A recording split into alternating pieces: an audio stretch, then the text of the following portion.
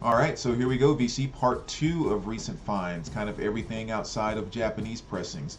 So again, picked up quite a bit of stuff, even though after getting all the Japanese pressings, and yeah, it's just been kind of good.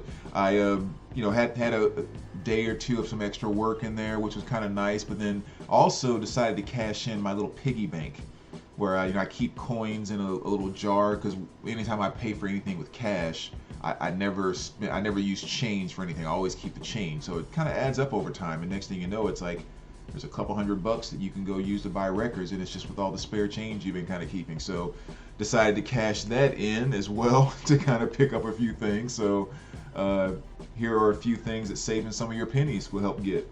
Actually, before I start, let me grab this one back here because I'll forget since it's behind me. But this was one that I picked up, which is Bad Brains, Rock for Light. This is from 1983, I believe. This is a reissue, 2021 reissue. And Bad Brains, again, it's just one of those just very, very talented bands. If you're not familiar with them, they're most well known for kind of their influence in the punk and hardcore scene. You basically kind of have like these kind of four Jamaican looking guys or whatever, but I mean just some of the most talented musicians, and a great album, just one I didn't have, and again, nice that there's a reissue of it there.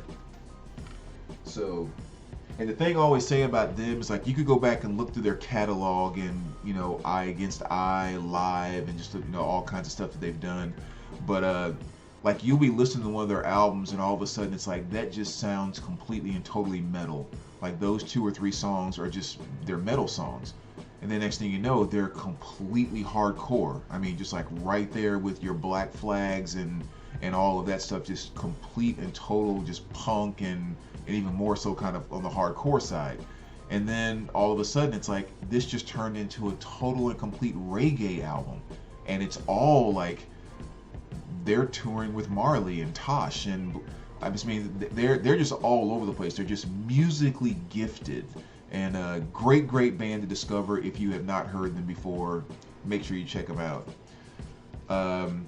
Next here is another very nice piece, which is Neil Young, Crazy Horse. Everybody knows this is Nowhere. Again, beautiful copy of that. As you can see, it's an original pressing, which is kind of nice. And then also, not only being an original pressing, but a white label promo, which is awesome. Would have fit in well with that promo video I just did a little while ago. But yeah, this is one that was sitting on the shelf, and I just finally decided, like, that's just an awesome piece. I have to grab that. So I got it off the shelf, and I used half my credit one night, kind of put it on layaway, and then picked it up the next time I worked. So I think it was well worth it because that's a very, very beautiful piece. So Neil Young's Crazy Horse, white label promo. And in my last video, I showed that Japanese pressing of a John Coltrane, Love Supreme, and I picked up, and be aware, for those of you that can't handle Walmart pressings, we got a few of them coming your way. John Coltrane's Love Supreme. There was a Walmart exclusive on blue vinyl. So again, being my favorite jazz album of all time, I was like, I gotta pick it up. So even just picking up two Love Supremes on the same day in two totally different places was kind of different. But yeah, so that's the Walmart exclusive on blue vinyl. And then it's also, is it the 30th anniversary? No, 40th anniversary of Diary of a Madman. So there's also a Walmart exclusive there on blue vinyl. So those are another pretty cool one to finally come out. I shouldn't say finally come out, but just to come out. And then this is something I haven't seen in the longest time either. And let me know if you guys have, because outside of their greatest hits, I cannot recall a Journey album recently being reissued. But Escape, and again, Walmart exclusive on clear vinyl, which is kind of cool. I just don't ever recall seeing Journey stuff, again, outside of the greatest hits that has ever been reissued. But great album. Again, another legendary Journey album. You guys know it inside and out and all that good stuff. and a 25th anniversary edition of REM, New Adventures in Hi-Fi. That's from 1996, I think it was. Something like that, yeah, 96, I believe. So one of those albums I kind of forgot about. You know, I know I had the CD for a while and I've listened to it, but I just had a hard time recalling it. So I was thinking like, you know, that'd be a good chance just to kind of grab this and spin it and get reunited with it a little bit. So a nice REM pickup there.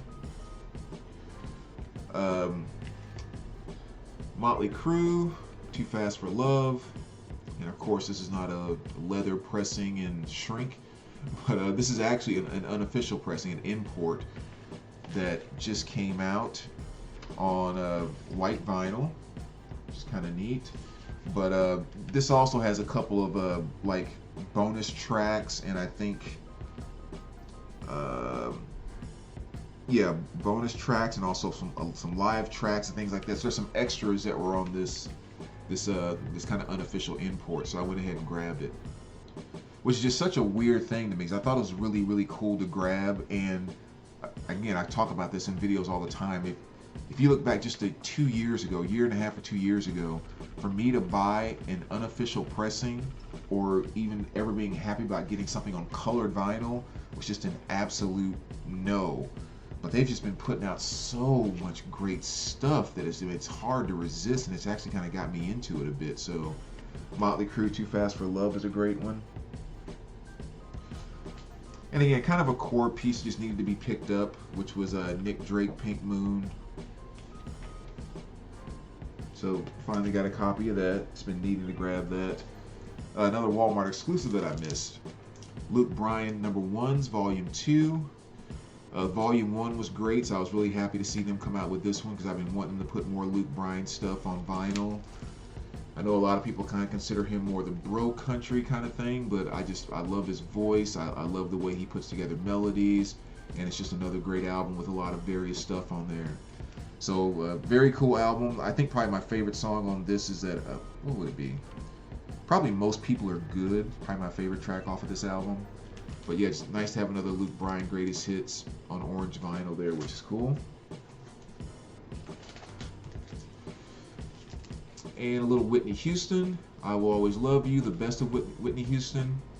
Nice 2 LP set, pretty much covers all the core stuff that you would want by her. You know, You Give Good Love, Saving All My Love, probably my 2 favorite songs by her. Of course, Greatest Love of All, which is like the absolute worst song in history.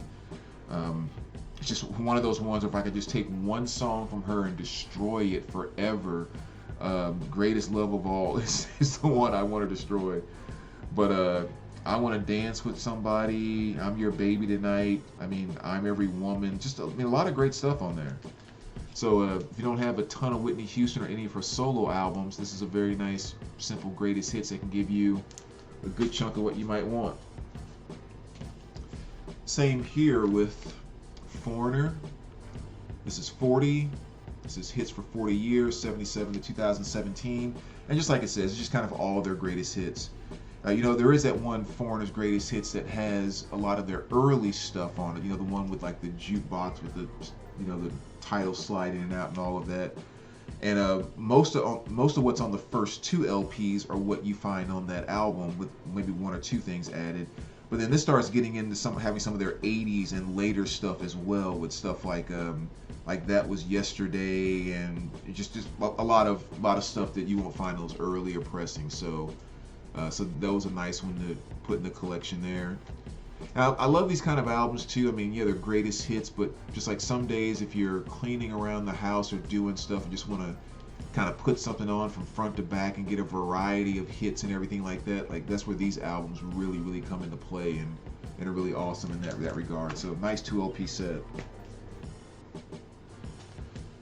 And then going to a little Tone Poets, we have Lee Morgan, The Cooker, one of his classic albums there.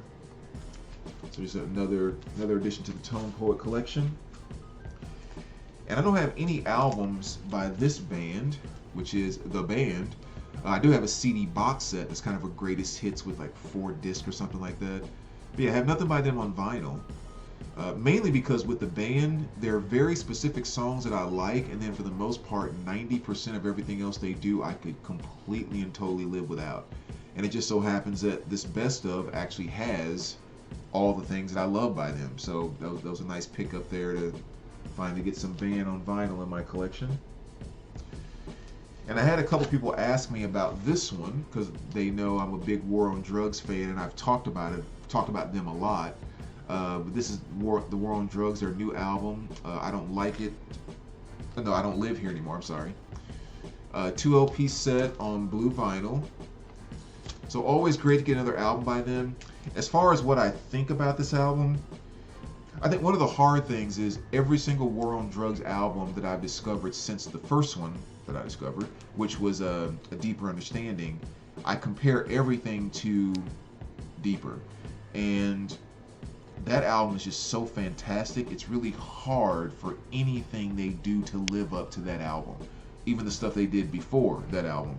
And so kind of comparing this one, I kind of feel the same way. I feel it's good. There were definitely a couple of tracks, mainly on the second LP. I haven't gotten all the track names down yet. I only listened to it once all the way through. But I know especially the second LP, I definitely enjoyed that a little more because it sounded more like what they were doing on Deeper.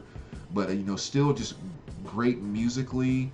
I don't feel it flowed quite as good as Deeper did, but still definitely a good album that I will listen to a number of times over again.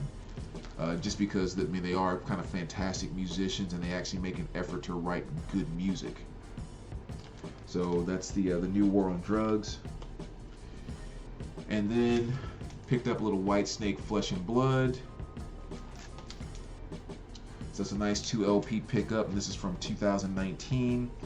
This is actually a really cool album. There's no one song that I'd say like, oh, that should be a hit and that's blah blah blah. But what this really is this is just kind of good old-fashioned pounding your speakers rock music. Kind of rock, somewhat dipping its foot into the glam, but not quite going to the glam area.